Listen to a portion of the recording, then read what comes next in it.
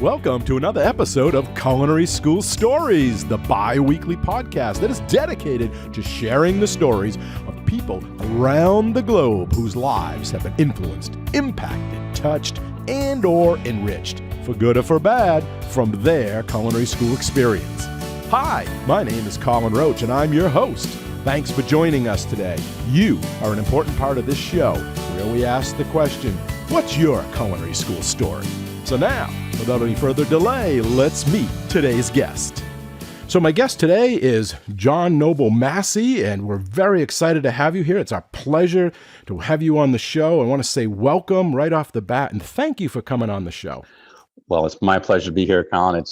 We've been knowing each other a while now, and this is just a great opportunity to reconnect with you and also connect with some of your listeners. Yeah, this is fun. I'm glad we could carve out the time for us to do this and have this chat about, because I know you're going to have some culinary school stories. You also have a very unique perspective, I think, because not only were you a student, but you've taught in a few different schools, so you'll be able to give us that perspective as well. But I'd like to start right out with kind of school. What made you go? I mean, I know your dad is a very well-known chef in the industry, and was he a driving force that got you to go to school, or you chose it on your own? Tell us how that materialized. Yeah, I think, well, I had a natural affinity for cooking at a very early age. I was cooking with my dad for years.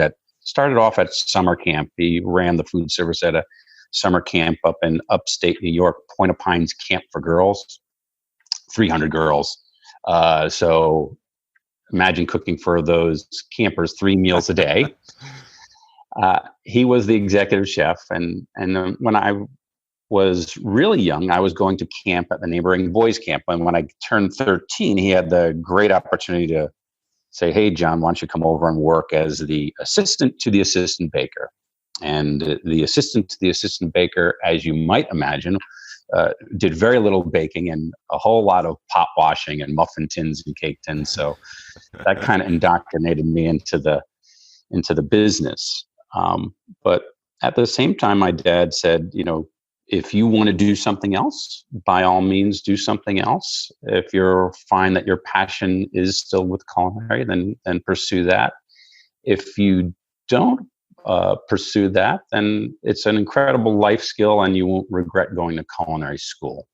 So he kind of nudged me in that direction, but by no means pushed or forced me to do that. It was something that I had a lot of passion for from a very early age, and that he just reinforced. He gave you the out if you wanted it, but was hoping that you would. Absolutely.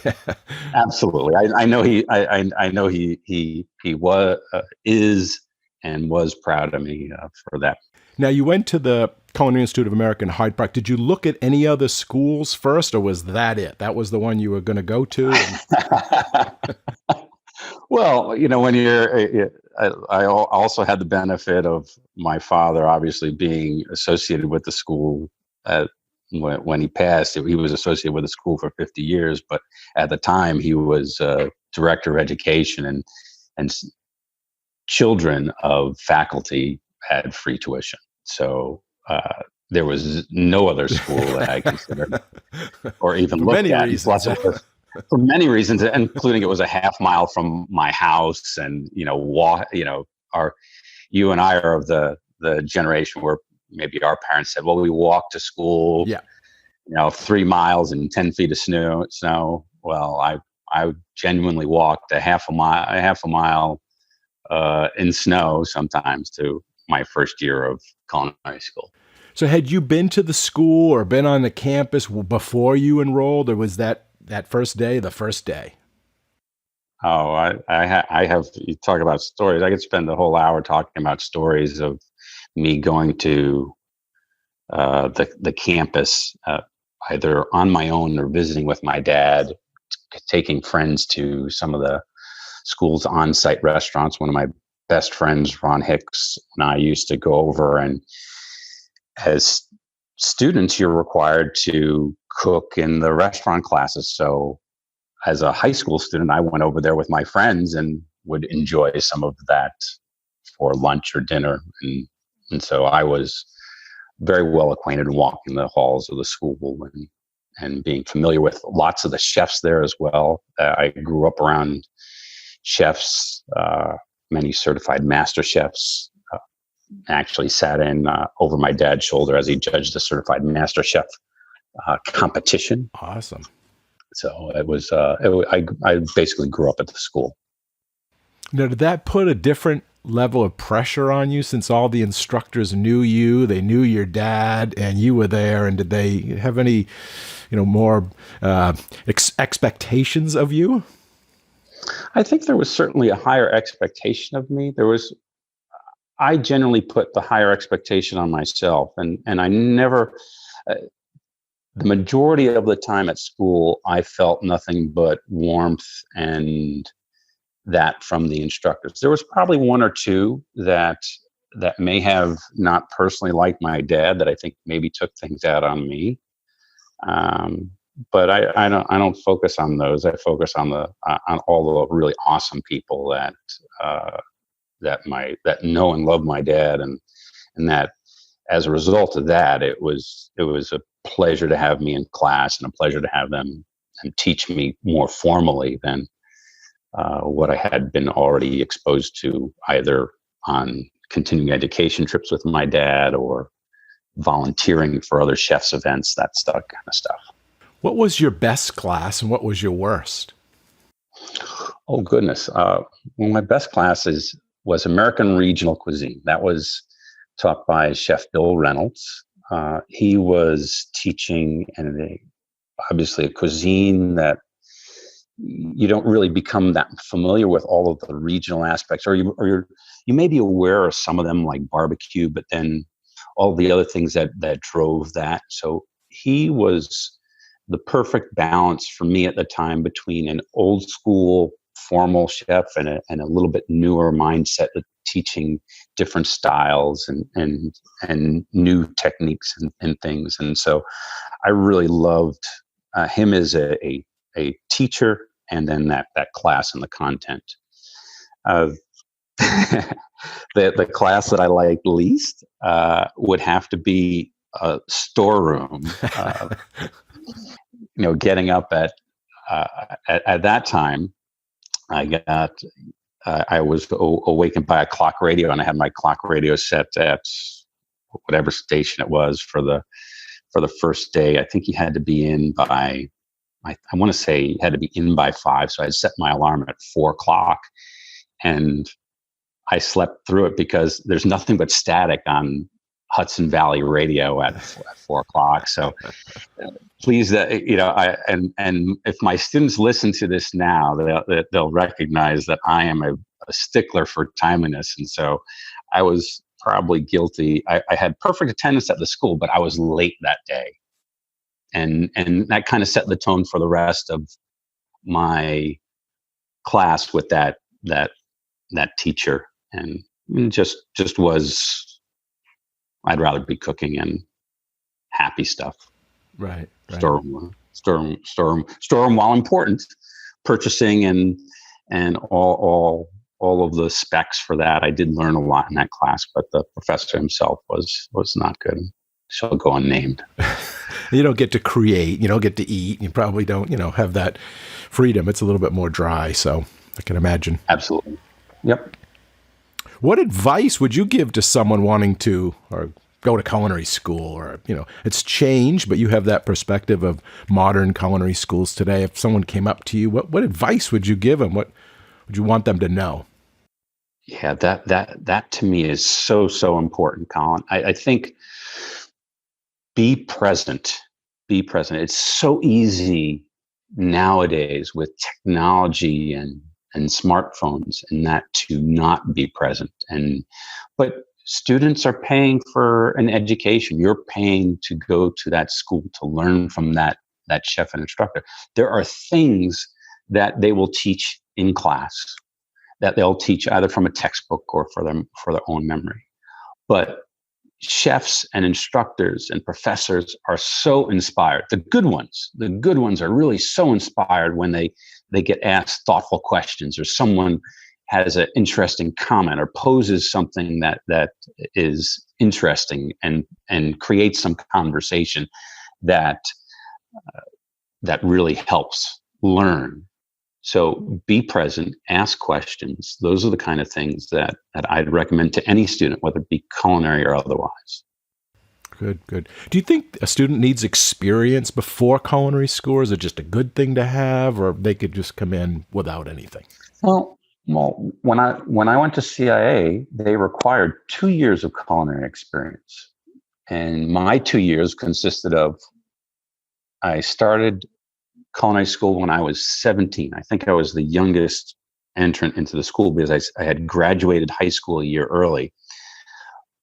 But my 2 years was validated because I had, from 13 to 17, I had all of that summer camp work experience. I'd worked in kitchens there and then catering. I think it's invaluable from the sense of getting an understanding of what the industry is, the being on your feet, the lack of 9 to 5 schedule, working holidays and weekends and long hours and hard, challenging times. You think that challenges were significant before what we're experiencing now with this COVID virus. It's significant, and so having experience allows you just to understand: is this something for me, and is this not something for me? And if you enjoy it, and if you have that little bit of nutty gene where you get really excited about that cooking and being in that environment, then absolutely this is the industry for you. And if on the other hand you have some experience, and it may turn people away. Today seems like some of the students get at least that experience in maybe their high school, their secondary schools are in pro, so they're getting it, maybe not in the industry, but at least they get over that shock value. They know what to expect when they kind of walk in. Yeah, I see some of the kitchens out there in some of the high schools, and they're equipped like hotel kitchens. I actually helped Miami Beach Senior High with some consulting and helped them develop going from like a homemaker kitchen to a professional kitchen. Mm-hmm. And that type of experience is you're seeing more and more in high school. So that's kudos to them for doing it and setting it up. Yeah. So what is one common myth about culinary school that you want to debunk? I'm not sure if it's a myth. When I think about the perception of chefs, when I was growing up, your first experience of seeing someone in culinary or that's serving you food is like the lunch ladies or the lunch men and women in the school cafeteria when you're in grade school. And that school food service is not necessarily or at least at the time was the best impression. I think school food service itself has changed significantly and improved going absolutely in the right direction in some of the farm fresh foods that you're starting to see now, and the changes, some of the diet programs that you'll see in schools. So that was my experience growing up. I think the experience of today's students, they see Food Network and they see Emeril and they see Giada and they see all of these celebrity chefs. So the one thing that is a myth or at least a misconception is not everybody can be those folks. And if you go in with the expectation, I don't want to deter anybody from their aspirations, but there are a handful of those folks out there. And you absolutely need to be doing something cool and different and totally unique to be afforded the opportunities that Guy Fieri has or any of those folks that are actually on TV and doing that.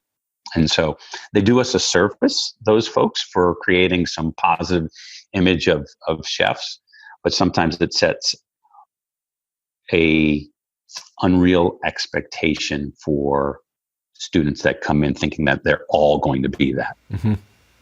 But also, I think they get the idea that it's going to be quicker getting to wherever they want to go than it really is going to. It's going to take some time. Yep. Oh, I had a student ask me, and they knew that I was doing consulting, and they said, "Chef, what can I do to be a consultant?" And my response was, "Well, spend 30 years in industry learning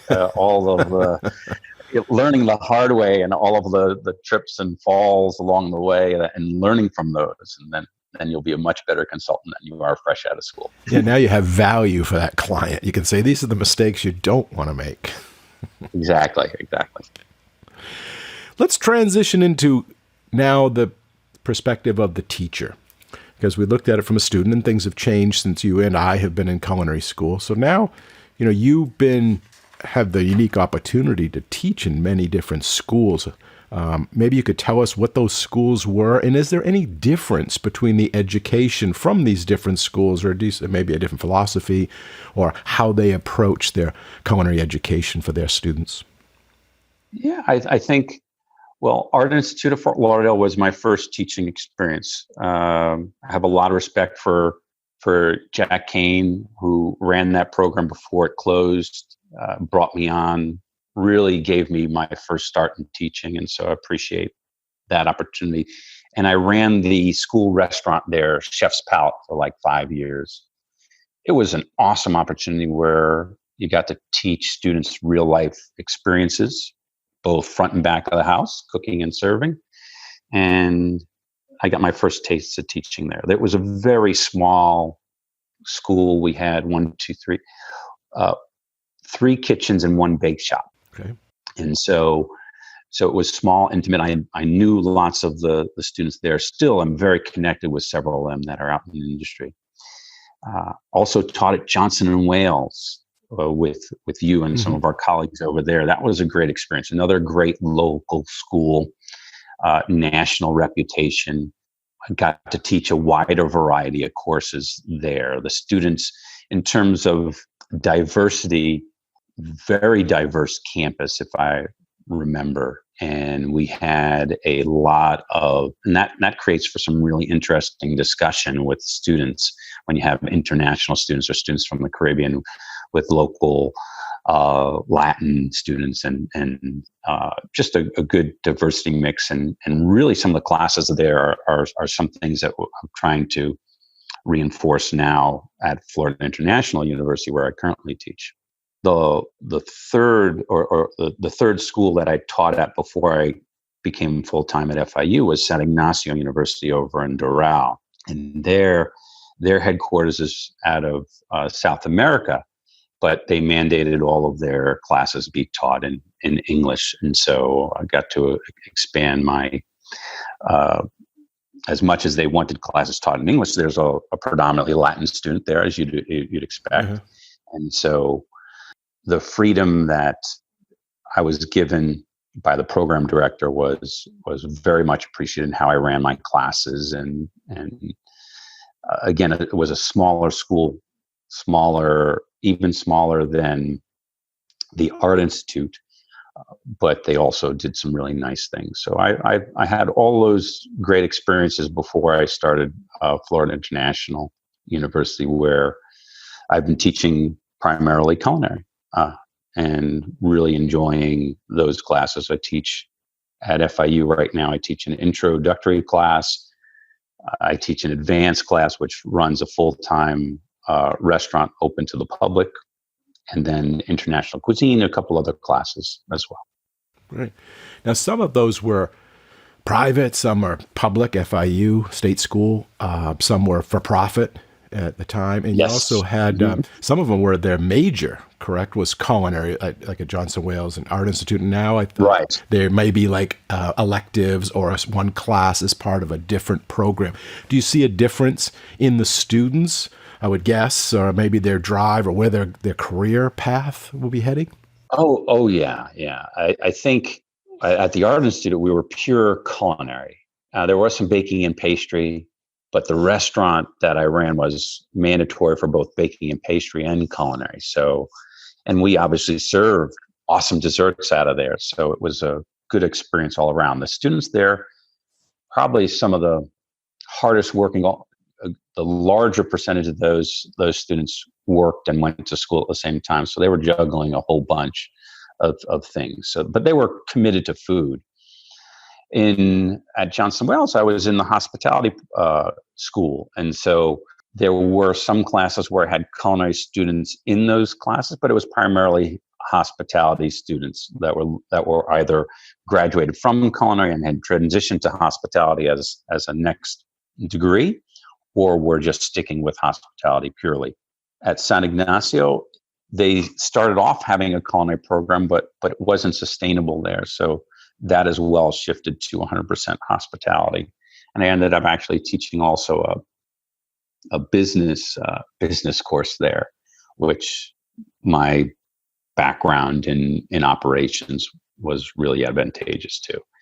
At FIU, we have culinary classes as part of our core curriculum. So if you're doing anything in the world of hospitality, tourism, events management, food and beverage, it's mandatory unless you've been to a 2-year culinary school that you come into my class. And the way I teach that class really focuses on their communication skills with professional chefs.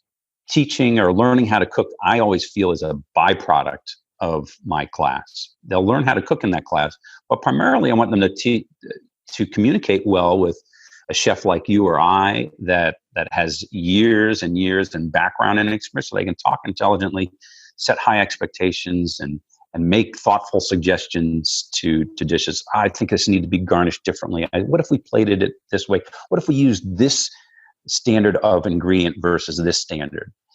We're currently using like canned Parmesan Kraft in a jar. What if we were to get some fresh Parmigiano Reggiano, market it, and shave it for the guest table side? Those are the kind of things that I'd love for my students as managers to be talking with chefs about and push the envelope quality-wise. Awesome. Yeah, it's very interesting to see it. They don't have to be experts, but they have to know enough to be able to associate with the kitchen, the back of the house, and be able to manage that. That's it, exactly. Yeah.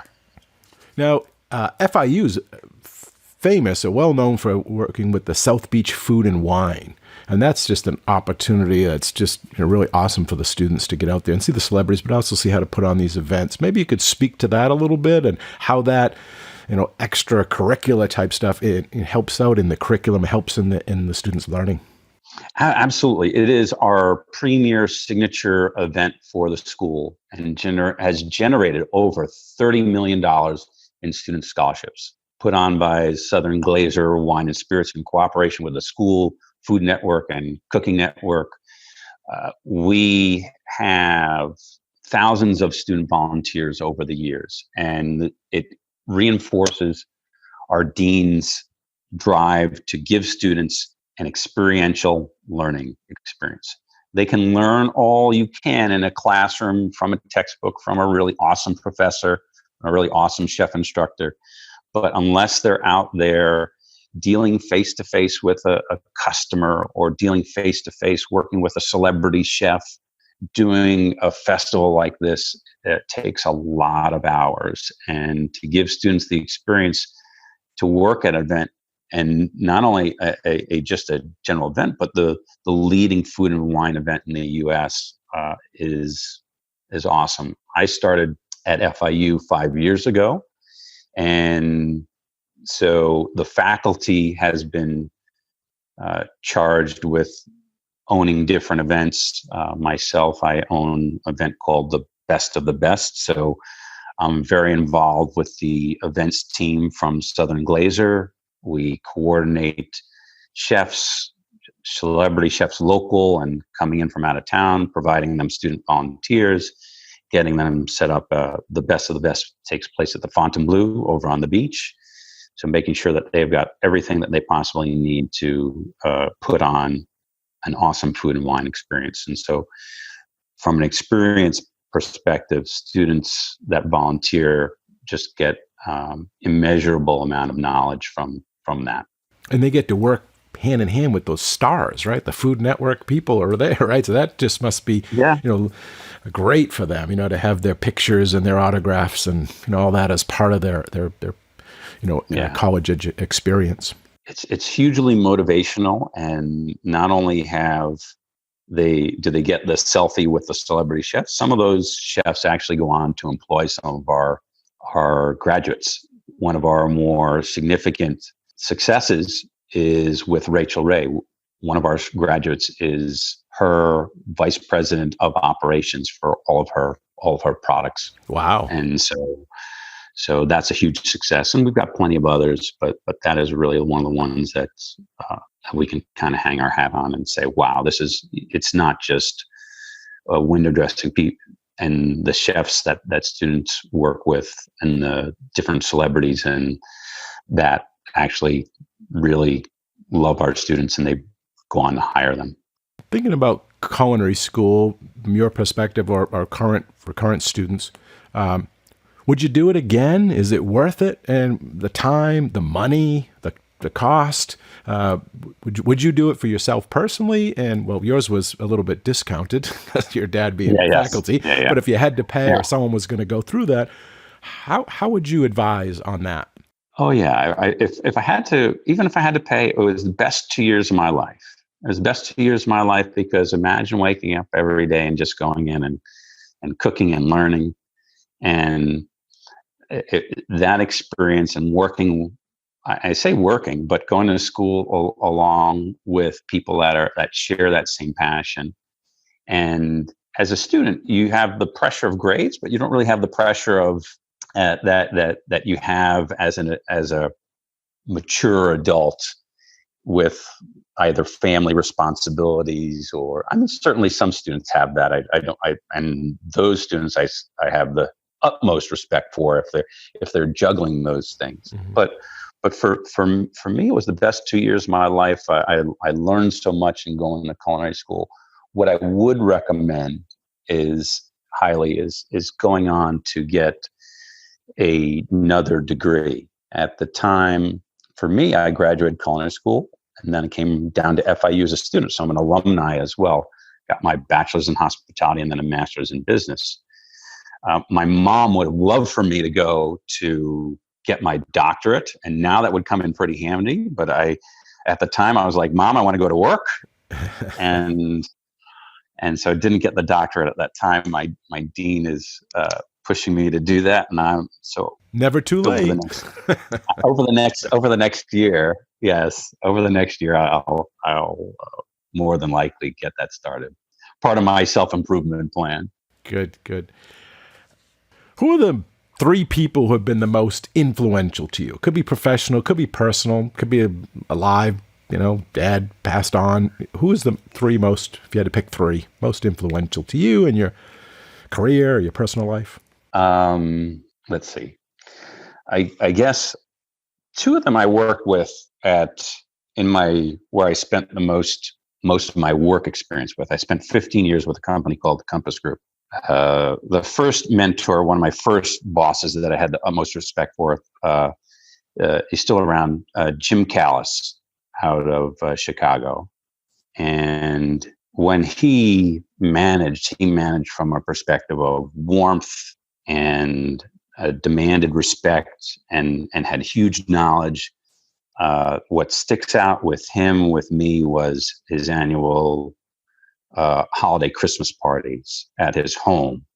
So, and he lived in Kansas City at the time. So he flew all of the team in to Kansas City where, really great. Whatever you did the whole year, there was a time, end of the year, to celebrate, and with great food and beverage at his home. So he connected with me on a professional basis, but more so on a personal basis. So personal and professional, that really was the first person that really connected with me like that. The second would be another person I worked with at Compass Group, who was my boss. I started off with Compass Group as a district manager and then moved on to a regional manager, regional director, a vice president of operations, then was a regional vice president. Before I was a regional vice president, I reported to the then regional vice president. His name was Rick Jacobs. He was from the Netherlands, and just taught me so much about being a professional. I thought I was a good writer. I mean, we all think, chefs and teachers and culinarians all think you're the best at whatever. And the way he approached me and with my writing or how I manage people was so professional and thoughtful, with a genuine interest in seeing me improve. I improved my writing. I improved my management style with him, all while he had my utmost respect and as a friend. And so he's still a very good friend today. And I actually visited him over in Amsterdam. Oh, wow. Last May. So almost a year ago now. So it's great to have people that you connect with as friends and mentors. So the most important influence in my life is obviously my dad. He was pretty amazing. Yeah. So I consider myself very lucky. I had the privilege of judging a couple of competitions, Skills USA, and a few other ones with him here in Florida years back, and he was a teacher and a mentor and a professional all the way through. Yeah, all the things that I had shared about with my other mentors, and that he was certainly the best father I could ask for. I was so lucky that when he suggested I teach, as part-time, and I said, kind of gave me the same nudge in the same direction, the way he nudged me into culinary school. Said, you know what, I was trying to start my own consulting company after I had left Compass Group, and he said, John, why don't you give teaching a try? It's something to do, and it'll occupy some of your time while you try to develop your business, and you can use, the students that you meet, they'll eventually be your clients. And so he always knew best. And he got to see me teach and teach and be successful at it. And that was my greatest reward, in seeing him happy that I was teaching, knew that I was kind of set. One of the things that I always appreciated about my dad was he always made things easy. You have to find someone in your life that makes your life easy, either as a parent or a friend or boss, a teacher, whether it be through communication, a genuine interest in who you are and the success that you have. The good people in your life make things easy.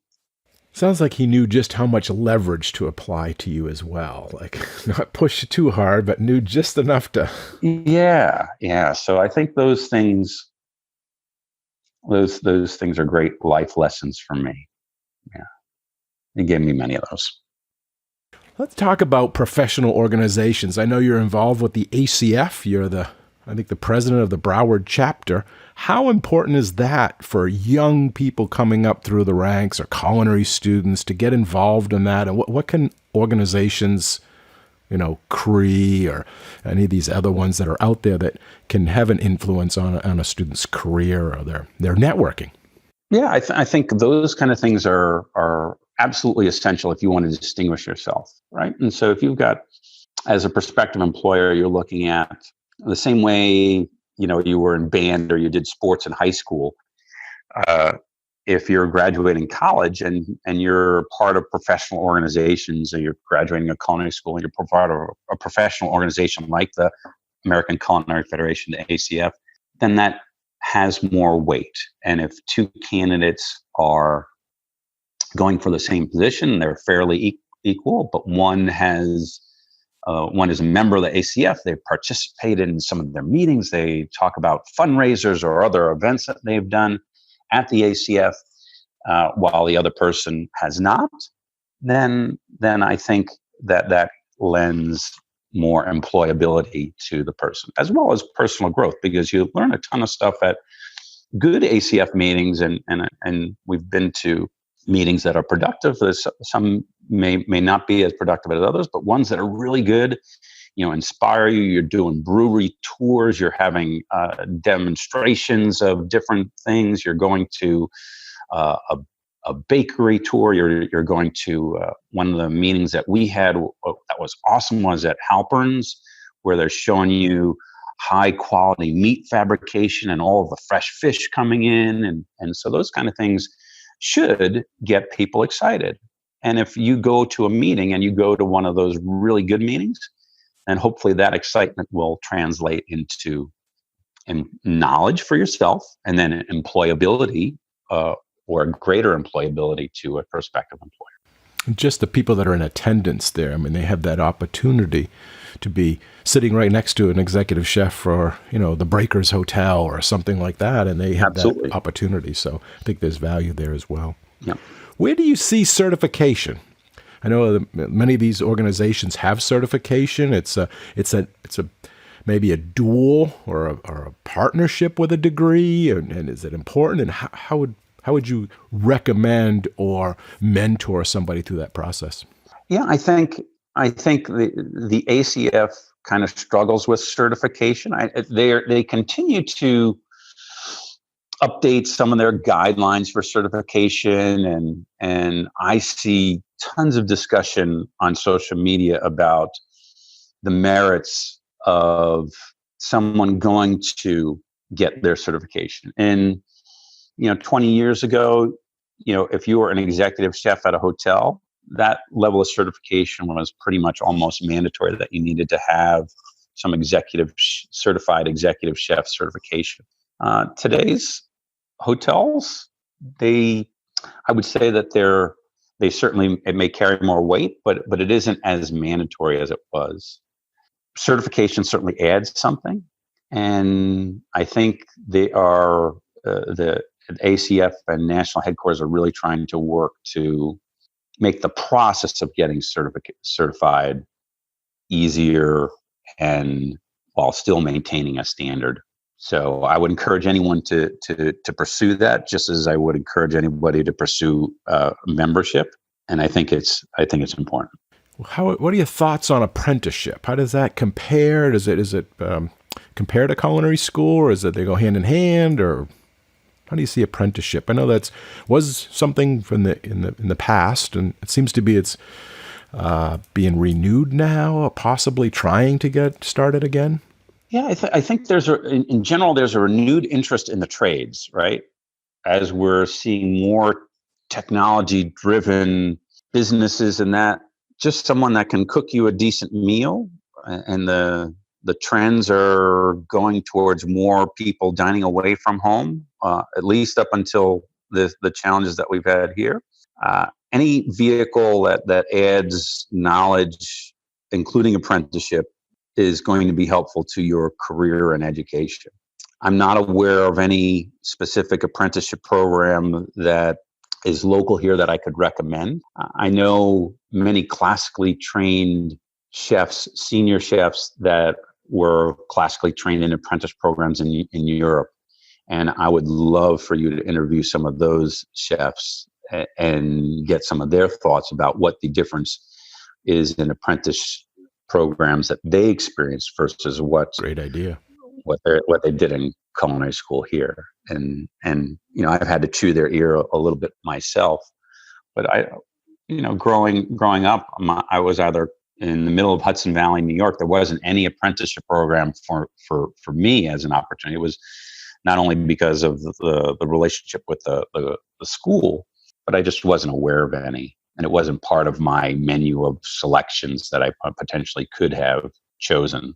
What do you think is the future of culinary school? Well, culinary school, the good ones are awesome, right? So I think there's room for really good culinary training across the board. The unfortunate thing is that some good ones have closed. The Art Institute closed just this past December ago. The Cordon Bleu closed. It creates better opportunity for the schools that are doing really well. The future of culinary, I really recommend. There was another really good professor that I had that taught me in the MBA program at FIU, And one of his things was stick to your knitting, like, which was his paraphrasing for saying, do what you do best and stick with that. And if you try to be all things to everybody, don't do that, because you aren't going to be nearly as successful. Like stay in your lane. Stay in your lane. And so I can tell you that at Florida International University, we have culinary classes. I don't think we intend to have a full 2-year culinary program, and I would never recommend that to the dean. The culinary schools out there, the ones that are focused solely on culinary and just want to be the best culinary school in the planet, I think those will be successful. I think when I went to CIA, that's all they were focused on. They have expanded that program mightily. They've got bachelor's programs and graduate programs, and while those things may offer different selections to other people that may be looking for more, I always thought that my transition from CIA down to management school that focuses on the management school being the best was the best transition for me and the best training for me. What is the advice that you would offer beyond culinary? What's the life lessons for happiness and success? Oh, wow. I think self-awareness is probably the most important, right? So know what makes you happy. I've had job opportunities outside of South Florida, and I haven't taken them because I just love South Florida. I moved out of South Florida one time to move up to Tampa for a job opportunity. I spoke with my boss at the time, and he offered me the opportunity. I said, I'll move up there to grow and to learn and to change, but I'm moving up there with the knowledge, please, the first opportunity you have, bring me back. And he said, I'm probably going to be with a different company at the time. I said, don't worry. I'll still come work for you. And I was up in Tampa a year and a half. And then to the day, I got a voicemail from him saying, hey, I have an opportunity for you in South Florida. Come back. And so for me, my happiness, it was related to, the tremendous diversity of food that we have down here. I had my friends down here, the beach, access to any live theater or show. And so those things were most important to me in my happiness. And so self-awareness, know what makes you happy, and then don't compromise on that above all else. How do you make your culinary lab classroom experience different and geared more towards today's students? Today's students are a good bit different, right? With primarily the technology, with smartphones. And so during lecture, I require that they be put away, that I not see them, unless I want them to look something up in class. I'll ask them to use their smartphone. Let's look up is beef consumption up or down this year? By how much? Please, someone look that up and share with the rest of the class what that is. And so I'll use it as a tool in lecture. And then when it gets into the culinary portion of class, when it gets into the lab section, again, I want them to use it as a reference. If we're making strawberry shortcakes, they're more than welcome to Google what's the best strawberry shortcake presentation. I want them to follow my recipe when they present it and how they present it. They should look for ideas. And then lastly, and probably most importantly, I want them to take a picture of it. I want them to take a picture of it because if in today's students, if you don't have pictures of something, it didn't happen. And so I want them to take a picture of it. I want them to tag me in their Instagram accounts. I want them to tag the school in the hospitality program so that they see what we're doing. And if they're proud of it, that's an awesome thing for a student. And they have a better experience as a result of it and something tangible.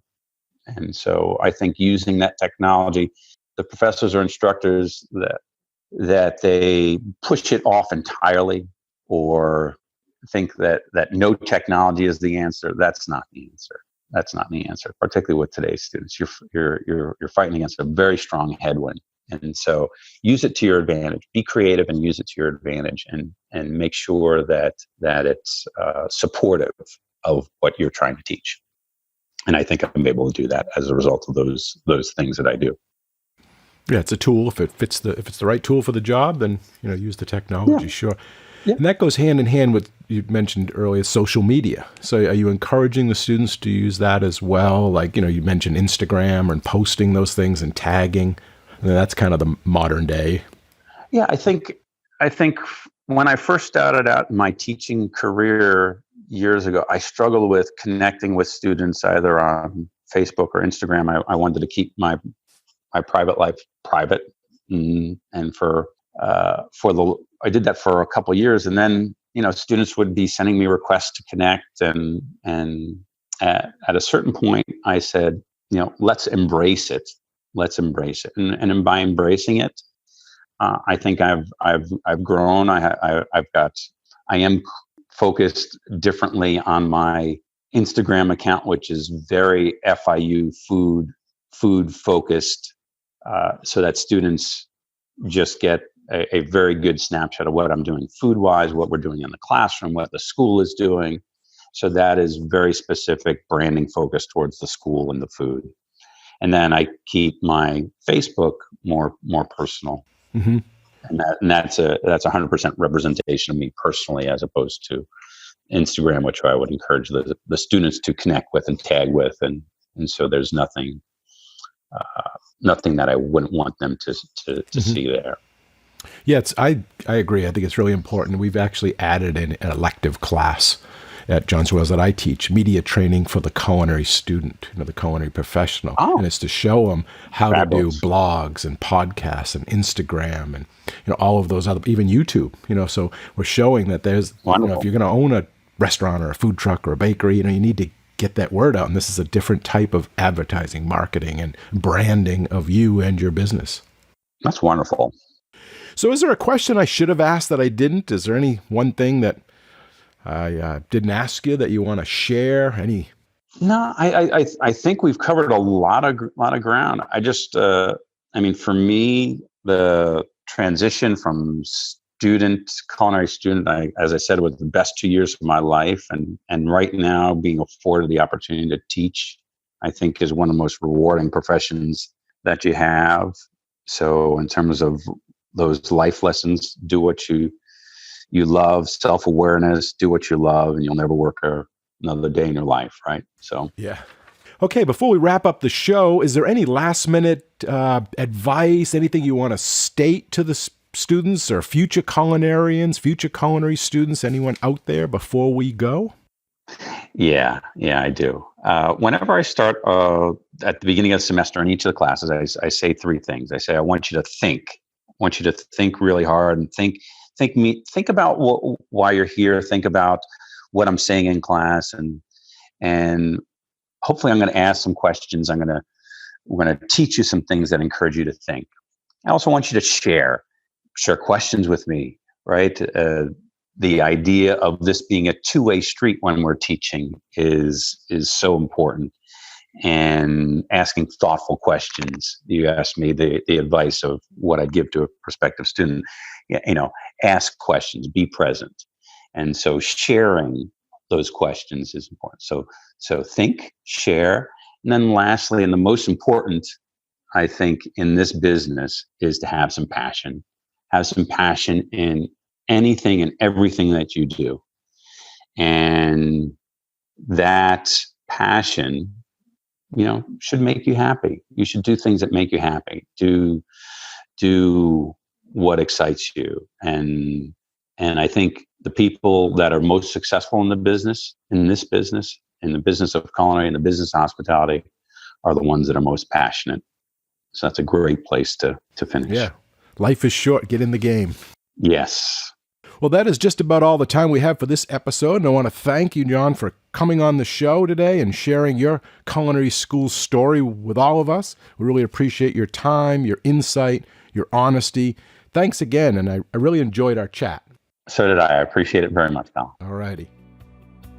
And a big thanks and appreciation also goes out to all of you, the listeners. We hope you enjoy the show and this episode.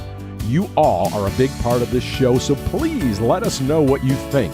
Your comments are always welcome, and they help us in making the best show possible. You can email them to culinaryschoolstories@gmail.com. That's culinaryschoolstories@gmail.com. Or even leave us a voicemail at area code 207-835-1275. That's area code 207-835-1275. And if you like the show, we have a big ask of all of you, and that is to share the podcast with everyone you know and to give us a positive rating and review on Apple Podcasts. Okay, until our next Culinary School story, take care and be well. Bye-bye.